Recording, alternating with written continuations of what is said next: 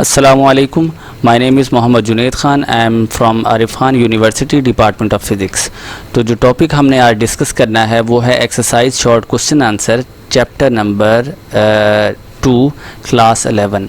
ये chapter number जो 2 है, इसकी एक जो पहली वीडियो है वो पहले मैं अपलोड कर चुका हूँ.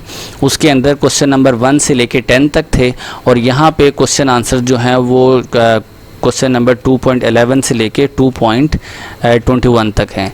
तो जो पहला क्वेश्चन हमारे पास यहाँ है 2.11 वो है two vector have unequal magnitude, यानी दो वेक्टर ऐसे हैं जिनका मैग्नीट्यूड सेम नहीं है. Can there sum be zero explain. आपने पहले तो ये बताना है कि मैग्नीट्यूड एक्चुअली क्या होता है. देखिए, अगर हमने कहा अली नॉर्थ साइड से 5 किलो चीनी लेकर आया, तो ये जो मैंने नॉर्थ साइड बोला है ये वेक्टर ये वेक्टर की सेंस है, और जो मैंने 5 kg बोला है ये क्या है, ये मैग्नीट्यूड बता रहा है. मैं 10 kg कहता तो मैग्नीट्यूड बढ़ जाता. अच्छा, अगर मैंने कहा अली 5 किलो चीनी लेके आया है, अब इसमें मैंने वेक्टर की बात ही नहीं की, सिर्फ स्केलर की बात की, मैग्नीट्यूड की बात की, मैग्नीट्यूड बताया. तो ये जो मैग्नीट्यूड होता है, उसने कहा अगर अनइक्वल हो, जैसे कि आप ये देख रहे हैं, उसने कहा अगर अनइक्वल मैग्नीट्यूड हो सपोज, तो फिर क्या ऐसा हो सकता है कि इनका जो सम हो वो ज़ीरो हो? ऐसा बिल्कुल नहीं हो सकता. उसकी वजह क्या है? क्या आप ऐसा सोच सकते हैं कि 3 में से 2 को माइनस करें या 2 को 3 में से माइनस करें तो ज़ीरो कभी नहीं आएगा. 3 को 3 में से माइनस करेंगे तो ज़ीरो आएगा, और 2 को 2 में से, 4 को 4 में से तो ज़ीरो आएगा. अब यहाँ पर ना माइनस नहीं लिखा हुआ, नेगेटिवली सम लिखा हुआ है. एक्चुअली अगर सम से मुराद ये होती है कि अगर एक वेक्टर की डायरेक्शन दूसरे वेक्टर के बिल्कुल अपोजिट हो तो इनके दरमियान नेगेटिव साइन आता है उसकी डायरेक्शन की चेंज होने की वजह से. तो लिहाजा हम जो अपना आंसर लिखेंगे वो लिखेंगे no, the sum of two unequal vector can not be zero. For the sum of vector to be zero the vector must have equal magnitude with opposite direction. अगर इक्वल मैग्नीट्यूड हो और opposite direction हो तब ही इनका सम zero आएगा, otherwise नहीं आएगा. तो अब चलते हैं क्वेश्चन नंबर 2.12 की तरफ. ये जो क्वेश्चन नंबर 2.12 है, इसके अंदर हमें कहा show that the sum and difference of two perpendicular vectors of equal length are also perpendicular of the same length. हमने बताना ये है सम, यानी एक वेक्टर है a and a plus b, the sum and difference, यानी डिफरेंस मतलब a minus b. ये जो दो वेक्टर हैं, हमने बताना क्या, हमने ये बताना है vector of two perpendicular vectors of equal length are also perpendicular and of the same length. ये दोनों परपेंडिकुलर हैं सेम लेंथ के. देखें, vector a and b are perpendicular to each other, एक दूसरे के क्या हैं भाई, परपेंडिकुलर हैं. अच्छा, अब ये परपेंडिकुलर किस तरह होंगे, ज़रा हम एक और स्लाइड पे चलते हैं. यहाँ पर हम देखते हैं कि सपोज कर लिया कि जो वेक्टर a हमारे पास है, उस वेक्टर हम यहाँ पे ड्रॉ करते हैं. ज़रा सपोज करें कि ये एक ओरिजिन पॉइंट है हमारे पास, इसको हम कह देते हैं 0, और यहाँ पर हमारे पास ये जो वेक्टर है, ये वाला वेक्टर हमारे पास है a.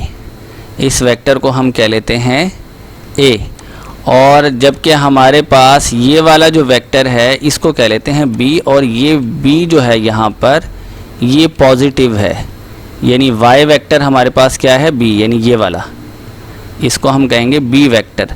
तो b वेक्टर जो है हमारे पास वो पॉजिटिव है. तो लेकिन b वेक्टर यहाँ पर नेगेटिव है. अगर b वेक्टर को यहाँ लेंगे तो ये यहाँ क्या होगा, ये नेगेटिव b होगा, ठीक है ना, नेगेटिव b. जबकि a वेक्टर, a का तो फर्स्ट क्वाड्रेंट है, तो a यहाँ पर भी क्या होगा, पॉजिटिव होगा.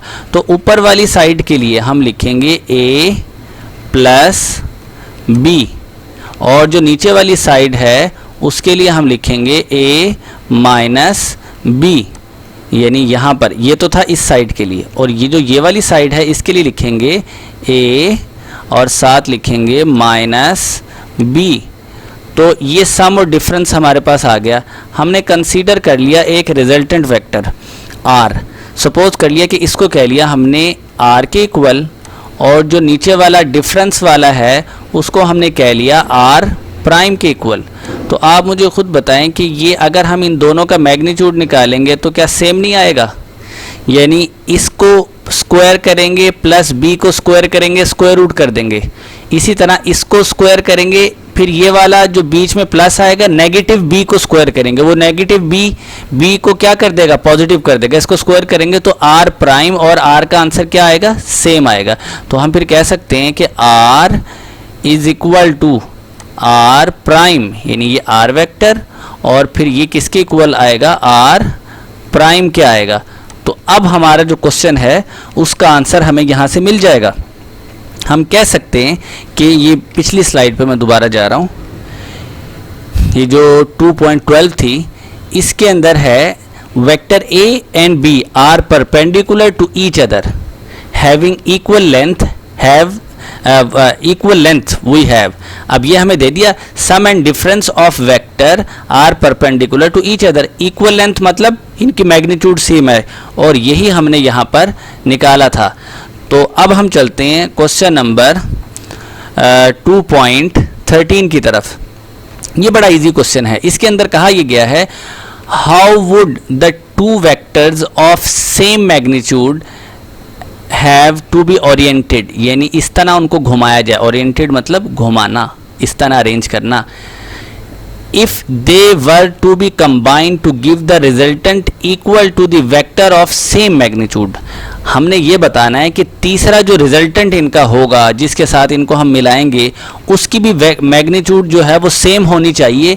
तो इन दो वेक्टर को किस तरह ओरिएंटेड करें, यानी कितने एंगल पे इन दो वेक्टर को हम रखें, ये असल बात हमारी थी। देखिए सपोज पहले ना इस डायग्राम से देखते हैं। ये जो डायग्राम आपके सामने है, देखें ये वाली जो डायग्राम है इसमें एक वेक्टर सपोज ये है, दूसरा वेक्टर ये वाला। अगर हम यहाँ से तीसरे वेक्टर की ये मैग्नीट्यूड इतनी ही रखते हैं तो हमें पता है कि ये जो एक लाइन होती है इसका 180 डिग्री होता है। तो 60 60 इसका भी 60, तो यहाँ से 60 हटाएंगे तो बाकी क्या बचेगा? 120 डिग्री। इसका मतलब तीसरे वेक्टर को हम 120 डिग्री के पे अगर एडजस्ट करते हैं तो उसका रिजल्टेंट का मैग्नीट्यूड सेम आएगा। तो यही आपने आंसर लिखना है और इस तरह की एक छोटी सी डायग्राम भी ये वाली बनानी है। और तो आप बताएंगे when the angle between two vector of same magnitude is 120 degree the magnitude of the resultant मतलब तीसरे वेक्टर की विल बी सेम। अब चलते हैं क्वेश्चन नंबर 2.14 की तरफ। ये एक्चुअली एमसीक्यूज है। इसके अंदर कहा यह गया है the two vector to be combine have magnitude 60 newton and 35 newton. Pick the correct answer from those given and tell why it is only one of the three that is correct. देखिए हमें actually ना हमारा जो correct answer है वो मैं आपको पहले ही बता देता हूँ, वो हमारे पास है ये वाला। अच्छा अब मैं आपको ज़रा इसको थोड़ा सा जूम करके बताता हूँ। देखें इनमें से हमारा क्वेश्चन भी मैं बीच में ले लेता हूँ। ये रहा क्वेश्चन। देखें एक वेक्टर हमारे पास है 60 न्यूटन, दूसरा हमारे पास है 35 न्यूटन। अगर हम 60 और 35 को ऐड करें तो हमारे पास आंसर आएगा 95, यानी फिर भी 100 तो आ ही नहीं सकता ना, तो ये वाला तो वैसे ही रॉन्ग हो गया। अगर सपोज करो ऐड नहीं करते, क्या पता इनकी डायरेक्शन अपोजिट हो जो हमें नहीं बताया गया। हम समझते हैं 60 और 35 को अगर हम नेगेटिव कर दें, 60 में से 35 नेगेटिव कर दें, तब भी आंसर 25 आएगा। 20 फिर भी नहीं आएगा। इसका मतलब आंसर जो है वो 100 से नीचे है और 20 से अबव है। तो वो कितना बनेगा फिर हमारे पास एक ही ऑप्शन बाकी बचती है, वो है 70 न्यूटन। तो हमारे पास जो फिर आपको रीज़न भी पता चल गई, जैसे ये यहाँ पर लिखा भी हुआ है कि अगर ऐड करें या सब्ट्रैक्ट करें तो आंसर क्या आएंगे। ये एक्चुअली सब्ट्रैक्ट है, ये गलती से लिखा गया। तो ये 95 आएगा और यहाँ पर आएगा 25। तो दोनों क्योंकि नहीं है इक्वल, तो फिर हमारा आंसर जो है वो होगा 670 न्यूटन। तो क्वेश्चन नंबर 2.15 जो है इसके अंदर कहा गया है suppose the sides of a close polygon represent the vector arrange head to tail what the sum of these vector. देखिए मैं आपको ये जो क्लोज पॉलीगॉन है पहले ये दिखा देता हूँ। ये देखें ये हमारे पास है क्लोज पॉलीगॉन। ये ट्राइंगल है, टेट्राएंगल है, पेंटागन है, हेक्सागन है, इसी तरह हेप्टागन, ऑक्टागन, तो इसको हम पॉलीगॉन कहते हैं। सपोज इनमें से किसी को भी, अगर इनमें से एक भी ले लें, सपोज कर लें ये हेक्सागोन जो है, अगर इसकी बात करें, इनमें से ये देखें, ये अगर वेक्टर ये हेड होगा तो ये टेल, इसी तरह ये हेड होगा तो ये टेल, ये हेड, ये तो हेड टू टेल रूल के तहत अगर तमाम वेक्टर को इस तरह जोड़ दिया जाए तो फिर क्लोज पाथ ऐसे इस तरह जोड़ें, इस तरह अरेंज करें कि क्लोज पाथ बने। तो फिर आपने याद रखना है क्लोज पाथ के अंदर वेक्टर सम क्या आएगा, 0 आएगा। तो अभी यही हमसे पूछा गया, the sum of will be 0 because the tail of first vector meets the head of the last vector, यानी पहले वेक्टर की जो टेल है वो लास्ट वेक्टर के हेड से मिल रही। इस तरह ट्राइंगल में भी आप देख सकते हैं, ये जो ट्राइंगल यहाँ दी हुई है, इसके पहला वेक्टर की टेल, दूसरे का हेड, फिर टेल, फिर हेड। क्योंकि क्वेश्चन में कहा गया है तो हेड टू टेल रूल के मुताबिक करना है, इसलिए हम ऐसे कह रहे हैं। Because the tail of first vector meets with the head of the last vector whenever vector representation makes the close shape, ये जो मैंने आपको भी बात बताई, close shape, it's resultant vector is the null vector. Null vector का मतलब होता है, जैसे जिसको हम स्केलर में 0 भी कहते हैं, तो हम यहाँ पर नल वेक्टर कहते हैं। तो अब चलते हैं क्वेश्चन नंबर 2.16 की तरफ। ये हमारे पास एक बड़ा टिपिकल और मज़ेदार किस्म का MCQs है। इस MCQs के अंदर हमें एक्चुअली जो कहा गया है वो ये है, 2 ships X and Y, 2 ships हैं, एक को X का नाम दे दिया और दूसरे को Y का, are travelling in the different direction, कैसे चल रही हैं, डिफरेंट डायरेक्शन में। ये 2 चीज़ें जहन में रखनी है। At equal speed, equal speed से चल रही हैं। The actual direction of the motion of X is due to north but to an observer of Y the parent direction of motion of X is north east. यानी हमें वो ये कह रहा है कि जो एक्चुअल डायरेक्शन है X शिप की वो नॉर्थ वाली साइड पर है, लेकिन जो Y वाली शिप है, जो लोग उस पर Y वाली शिप पर बैठे हैं, जब वो नॉर्थ पे जाने वाली X शिप को देखते हैं तो वो उनको ऐसा लगता है नॉर्थ पर नहीं जा रही, नॉर्थ ईस्ट पर जा रही है। नॉर्थ पर नहीं, कहाँ जा रही है, नॉर्थ ईस्ट पर। ऐसा क्यों होता है ये बताना है। The actual direction of motion of Y as observe from the shore where will be, क्या होगी, हमने अब बताना क्या है, डायरेक्शन बतानी है। जो मतलब जो Y शिप है वो किस तरफ जा रहा है, ईस्ट पर जा रहा है, वेस्ट पर जा रहा है, साउथ ईस्ट पर जा रहा है या साउथ वेस्ट पर जा रहा है। देखिए नेक्स्ट स्लाइड पर ज़रा चलते हैं, रफ वर्क के लिए थोड़ा सा आपको क्वेश्चन तो समझ आ गया। सपोज कर लें कि ये हमारे पास ये है एक, ये हम नॉर्थ ईस्ट वेस्ट, यहाँ पे ये है नॉर्थ और ये हमारे पास है साउथ, ये हमारे पास यहाँ पर है ईस्ट और इस साइड पर हमारे पास है वेस्ट। तो एक्चुअली हम शिप जो है X शिप वो किधर है, वो इस साइड पर जा रहा है।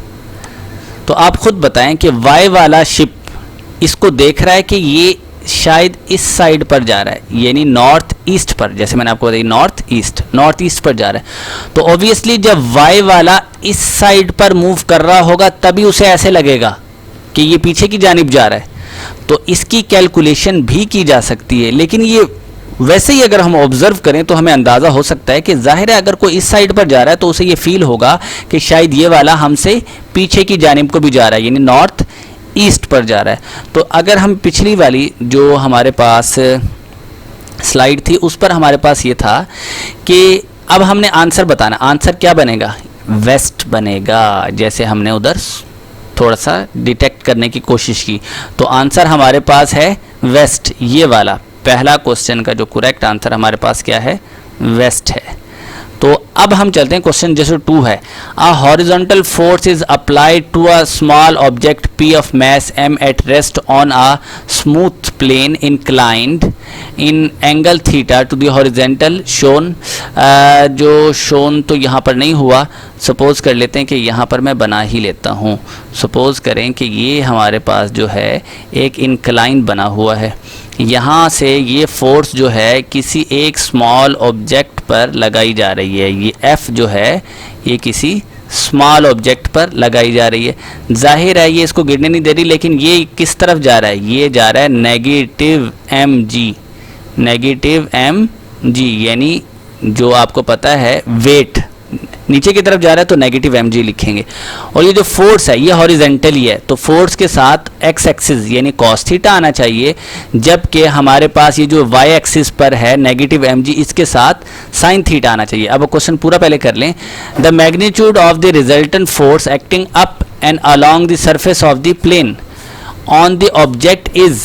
अब ये हमें बताना है कि कौन सी इक्वेशन दुरुस्त है। देखिए मैंने अभी आपको बताया कि f जो है वो x डायरेक्शन में है, यानी f cos थीटा आएगा, और जो mg है नेगेटिव वो y डायरेक्शन में है, इसके साथ माइनस mg sin थीटा आएगा। तो इसमें से वो कौन सा ऑप्शन है, वो हमारे पास है ऑप्शन नंबर 1। ये हमारे पास ऑप्शन नंबर 1 ही करेक्ट ऑप्शन है, जो कि शायद यहाँ पर गिवन भी है। तो अब चलते हैं क्वेश्चन नंबर 2.17 की तरफ। If all the components of the vectors a1 and a2 were reverse, अगर a1 और a2 को दोनों की डायरेक्शन उलट कर दी जाए, how would this alter a1 cross a2। a1 a cross 2 के साथ क्या फर्क पड़ेगा। देखें अगर a1 जो है इसको रिवर्स किया जाए तो जाहिर है ये नेगेटिव हो जाएगा, a2 को भी रिवर्स किया जाए तब भी क्या हो जाएगा, नेगेटिव। तो हम फिर क्या करेंगे, इन दोनों के साथ नेगेटिव लगा दिया। नेगेटिव नेगेटिव क्या होता है, पॉजिटिव, यानी कोई फर्क नहीं पड़ेगा। तो आप कहेंगे अगर दोनों को रिवर्स करें तो क्या a1 क्रॉस a2 पे कोई भी फर्क नहीं पड़ेगा। जैसे कि there will be no effect if all the component of the vector a1 and a2 are reverse. तो अब चलते हैं क्वेश्चन नंबर 2.18 की तरफ। इस क्वेश्चन के अंदर हमें कहा name the 3 different condition that would make a1 and a cross a2 is equal to 0। देखिए a1 a क्रॉस 2 कब 0 हो सकता है, एक आपने याद रखना है, अगर a1 0 हो तब भी जाहिर है मल्टीप्लाई और 0 आंसर आएगा, अगर a2 0 हो तब भी जाहिर है ये a2 0 इससे मल्टीप्लाई होगा, यानी नल वेक्टर अगर ये इनमें से कोई भी होगा तो आंसर 0 आएगा। तीसरी बात एक और है, a1 क्रॉस a2 अगर मैग्नीट्यूड फॉर्म लिखें तो क्या आता है, a1 क्रॉस a2 का a1 a2 sine theta. Sine theta अगर 0 डिग्री होगा, यानी अगर ये पैरेलल या एंटी पैरेलल होंगे 180 डिग्री, साइन 0 क्या होता है हमारे पास, साइन 0 ऑब्वियसली हमारे पास 0 आता है। तो इसलिए अगर ये पैरेलल होंगे या एंटी पैरेलल होंगे तो आंसर क्या आएगा, 0। तो यही बात यहाँ कहिए, a1 a cross 2 could be 0 इफ a नल वेक्टर तब भी 0 होगा, a2 नल वेक्टर होगा तब भी, या a1 ये पैरेलल हो या एंटी पैरेलल हो, जैसे कि मैंने अभी बताया। अब चलते हैं क्वेश्चन नंबर 2.19 की तरफ। इस क्वेश्चन में हमें स्टेटमेंट्स दी हुई हैं और बताना है ट्रू है या फॉल्स। देखिए उसने पहली स्टेटमेंट कहा है identify true and false statement and explain the reason. पहली जो है उसमें उसने कहा है a body in equilibrium implies that it is neither moving not rotating. बिल्कुल गलत है। उसने कहा क्या बॉडी अगर कोई इक्विलिब्रियम पे हो इसका ये मतलब होता है कि ना ही वो मूव कर रही है ना ही वो रोटेट कर रही है? बिल्कुल नहीं। अगर कोई बॉडी यूनिफॉर्म वेलोसिटी से मूव कर रही है तो इक्विलिब्रियम में हो सकती है, या यूनिफॉर्म एंगुलर वेलोसिटी से रोटेट कर रही है तब भी वो इक्विलिब्रियम पे हो सकती है। तो हम कहेंगे this statement is false if a body moving with constant velocity can be in equilibrium. दूसरी बात उसने कहा इफ को प्लेनर फोर्सेज, यानी एक प्लेन में जो फोर्स को planar forces acting on a body from a close polygon. Close polygon का मतलब हेड टू टेल रूल के मुताबिक अगर फोर्सेज लगाई जाएं यानी क्लोज पाथ हो, then the body set to be in equilibrium. क्या बॉडी इन इक्विलिब्रियम पे होगी? जाहिर है ये फर्स्ट कंडीशन ऑफ इक्विलिब्रियम है जिसमें हमने पढ़ा था sum of all the forces is equal to 0, ये हमने पढ़ा था ना। तो अगर क्लोज पॉलीगॉन है और आंसर 0 आता है क्लोज पॉलीगॉन के अंदर तो हम कहेंगे स्टेटमेंट करेक्ट है। जैसे कि इट इज ट्रू, ये आंसर ये है, the vector sum will be 0 for the coplanar forces forming a close polygon fulfil first condition of equilibrium. तो यही मैंने आपको जैसे अभी समझाया। तो अब चलते हैं क्वेश्चन नंबर 2.20 की तरफ। इस क्वेश्चन में उसने ये कहा है कि अगर सपोज करें a picture is suspended from a wall by 2 strings, 2 string के साथ एक पिक्चर जो है हमने सपोज किया कि ये एक पिक्चर है, 2 स्ट्रिंग्स लगाई और उसके साथ इसको अटैच कर दिया। तो अगर हम इसको अटैच करेंगे सपोज करें तो इसका मतलब ये होगा ये यहाँ पर कोई हम पिवट पॉइंट बना देते हैं और बाकी इसके एक फोर्स इस पे नीचे लग रही है और 2 फोर्सेस इस पर ऊपर की तरफ लग रही हैं। इसका मतलब ये हो गया वाई एक्सिस का सारा काम है। एक्स एक्सिस ज़ाहिर है इसको हमने हॉरिजेंटली मूव तो नहीं करवाना, तो वाई एक्सिस का सारा काम है यहाँ नीचे की तरफ। तो एक तो होगा यहाँ डब्ल्यू वेट इसका जो इसको नीचे की तरफ लेके जा रहा है, यहाँ पर एक टेंशन टी होगी जिसको टी वाई भी कह सकते हैं। इसी तरह एक यहाँ पर होगी टी टेंशन जिसको हम टी वाई भी कह सकते हैं। अगर हम यहाँ पे देखें फॉर मिनिमम 90 डिग्री, ये कैसे समझ आएगा, ये हमने पढ़ा हुआ है vector sum of all the forces is equal to 0। अब कौन सा सम है, एक वाई एक्सिस पर एक टेंशन, दूसरी टेंशन और नेगेटिव डब्ल्यू को लिखा है क्योंकि वेट नीचे की तरफ है तो हमने इसकी डायरेक्शन अपोजिट है तो हमने ऐसे लिख दिया। अब डब्ल्यू दूसरी साइड पर जाएगा 2ty हो गया और डब्ल्यू दूसरी साइड पर गया तो फिर ये 2tw हो जाएगा, यानी 2ty का मतलब y एक्सिस पर हम साइन थीटा लिखते हैं, लेकिन w दूसरी साइड पर आ गया और y एक्सिस ty हटा के t साइन थीटा लिख दिया। अगर 90 डिग्री पुट करें, पहले हमने यहाँ क्या किया, t इधर ही रहा, 2 और साइन जो है उसको w के नीचे यहाँ ले आए, ऐसे कर दिया। तो अब हमने क्या किया कि अगर हम 90 डिग्री पुट करते हैं तो देखें साइन 90 क्या होता है 1, जब साइन 91 होगा तो साइन ख़त्म हो जाएगा यहाँ से, ये साइन यहाँ से ख़त्म हो जाएगा और यहाँ पर बचेगा w/2, तो यानी हाफ हो जाएगी टेंशन। टेंशन क्या हो जाएगी, हाफ, अगर 90 डिग्री पर इसको रखा जाए। अब चलते हैं लास्ट क्वेश्चन की तरफ। 2.21 can a body rotate about its centre of gravity under the action of its wait. देखिए एक बात याद रखिएगा, जब सेंटर ऑफ ग्रेविटी की हम बात करें तो वहाँ पर मोमेंट आर्म 0 होता है, तो हमारे पास रोटेट करने के लिए होता है r क्रॉस f। क्या होता है, r क्रॉस f, तो वो हमारे पास क्या होता है, टॉर्क होता है।